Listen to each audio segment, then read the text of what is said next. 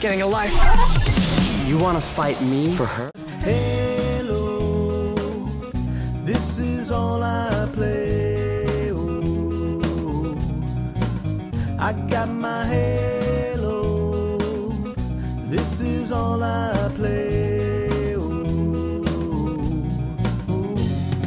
I always know when my ammo is low and a fast reload's what I rely on. On a killing spree, no one's as good as me through the campaign, and I haven't died. Come to believe that I'm better than Steve. When we play split screen, he gets his cry on. No one's beating me, challenge is what I need. Bet I would rule on Xbox Live. Halo, this is all I play.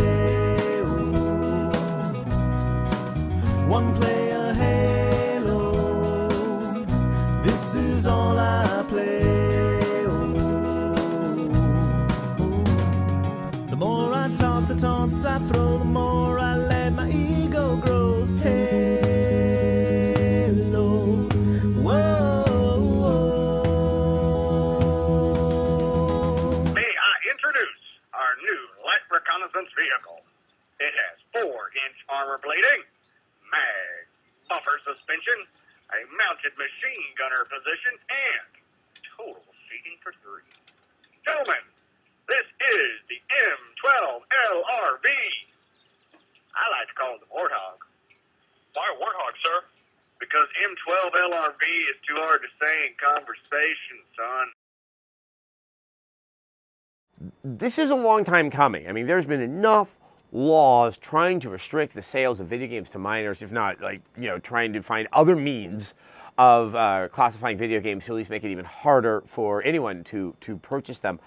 This ruling needs to happen. But they did decide to pick it up. There are good reasons for this, because while there are laws that have tried to be enacted under the Ninth Circuit, there are laws that have happened under the Seventh Circuit. A lot of them, all of them, as far as I actually can remember, do get struck down. But there's all these competing laws. It is taking time up in the courts, and that if the Supreme Court comes and says, hey, you can't do it, and they have the right language for that, then that pretty much is just going to cast a pall over these continuing attempts to try to restrict the sales of video games to minors by using the ESRB ratings and suddenly having the force of law.